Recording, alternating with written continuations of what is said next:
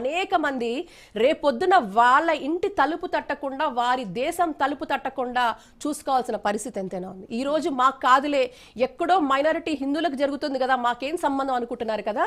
ఈ రోజు ప్రపంచ దేశాలు ఎవరైతే విర్రవీగుతున్నారో మానవత్వానికి అతీతంగా ఈ రోజు మానవత్వాన్ని కించపరుస్తూ జరుగుతున్న ఇటువంటి సంఘటనలను కళ్ళప్ప చెప్పుకొని చూస్తూ నిద్రావస్థలో ఉన్న మిగతా దేశాలు కావచ్చు, ఐక్యరాజ్య సమితి లాంటి సంస్థలు కావచ్చు, లేకపోతే హ్యూమన్ రైట్స్ కి సంబంధించిన అసోసియేషన్స్ కావచ్చు, వీళ్ళందరూ కళ్ళప్ప చెప్పుకొని ఏం చేస్తున్నారండి, ఏం చూస్తున్నారు, ఎవరిని మెప్పించడానికి? ఇది ఒక పెద్ద పెనుదెబ్బ కాదంటారా మానవత్వానికి? సో ఇలాంటి వాళ్ళకి తప్పకుండా అండి ప్రకృతి ప్రతిదీ చూస్తూ ఉంటుంది. ఎవరైతే ఏదైతే వాళ్ళ పాపకర్మలు చేస్తారో వాళ్ళకి తిరిగి వస్తుంది. ఒకప్పుడు మనం భిక్ష పెడితే ఆ దేశం ఉంది. ఈ రోజు నిజంగా 100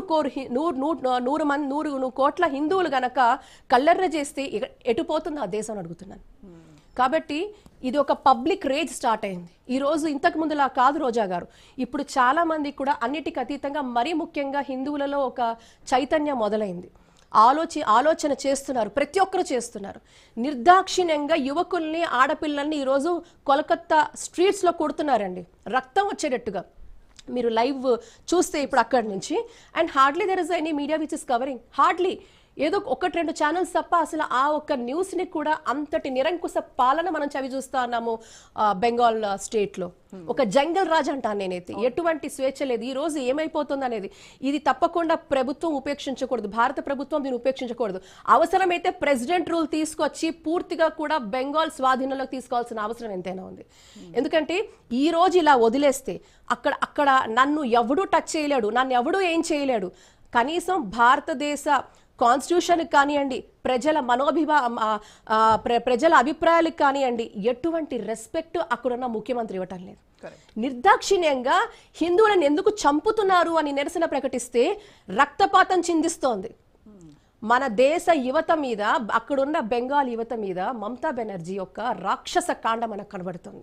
ఇప్పుడు బెంగాల్ కావచ్చు, బంగ్లాదేశ్ కావచ్చు, హిందువులపై జరుగుతున్నటువంటి ఈ అల్లర్లు, ఈ ఏదైతే ఉన్నాయో వాళ్ళ నిరంకుశ పాలన, ఇవన్నీ దేనికి సంకేతం? వీటిని కంట్రోల్ చేయడానికి, వీటన్నింటినీ నియంత్రించడానికి భారత ప్రభుత్వము ఎలాంటి డెసిషన్ తీసుకోవాలంటారు? Immediate action. నేనైతే ఇమ్మీడియట్గా ఒకటండి, ఇటువంటి సంఘటనలు చవి చూస్తూ ఉంటే ప్రెసిడెంట్ రూల్ పెట్టేయాలంటాను నేనైతే. ముందు ప్రెసిడెంట్ రూల్ పెట్టేసి మన ఆర్మీకి అప్పచెప్పండి. ఏదైతే ఒకప్పుడు మన త్రివిధ దళాలు కూడా వాళ్ళ సహకారంతో బంగ్లాదేశ్కి భిక్ష వేశామో అవే మళ్ళీ కంట్రోల్ చేయాలి. అవే మన త్రివిధ దళాలు కూడాను, మన Indian army, Indian air force, Indian navy, వీళ్ళు ముగ్గురు మళ్ళీ రంగంలోకి దిగాలి. ఎవరైతే భిక్ష పెట్టారో, ఎవరైతే వాళ్ళ రక్తాన్ని అర్పించి ఆ దేశానికి భిక్ష పెట్టారో, అక్కడ ఈ రోజు మన హిందువుల రక్తాన్ని వీళ్ళు బలి తీసుకుంటున్నారో, ఆ మరణకాండ ఆపడానికి మళ్ళీ మన సైనికులే ముందుకు రావాలి. వాళ్ళకి పూర్తి స్వేచ్ఛనివ్వండి. ఏ మానవ హక్కులు ఎవ్వడూ ఏం చేయలేడు. లెటస్ నిజం చెప్తున్నాను, ఈ రోజు ఇదేదో ఆవేశంతో చెప్పేది కాదు. ఇలాంటి మరణకాండ ఆపాలి అంటే, అక్కడున్న వాళ్ళకి నిజంగా కూడా ఏదైనా జరగాలి అంటే అది మళ్ళీ మన సైన్యం రంగంలోకి దిగాలని నేను కోరుకుంటున్నాను. ఇది ఆవేశంతో చెప్పేది కాదు, ఆలోచనతో చెప్పేది. కరెక్ట్. ఇట్స్ బియాండ్ అండి, ఎందుకంటే ఇట్స్ హైట్స్ అండి. ఇది ఒకటి కదా, అనాదిగా జరుగుతోంది. అండ్ మరీ ముఖ్యంగా 1.5 ఇయర్ నుంచి జరుగుతున్న మారణకాండ ప్రపంచ దేశాలు వీక్షిస్తూనే ఉన్నాయిగా. భారత ప్రభుత్వం దీనికి సైలెన్స్ ఉండకూడదు. తప్పకుండా కూడా ఎక్కడైతే ఆ కాశ్మీర్లో జరిగిన ఆపరేషన్ సింధూర్ లాగా ఆ రోజు మన దేశంలో చొరపడి మన వాళ్ళని చంపారు.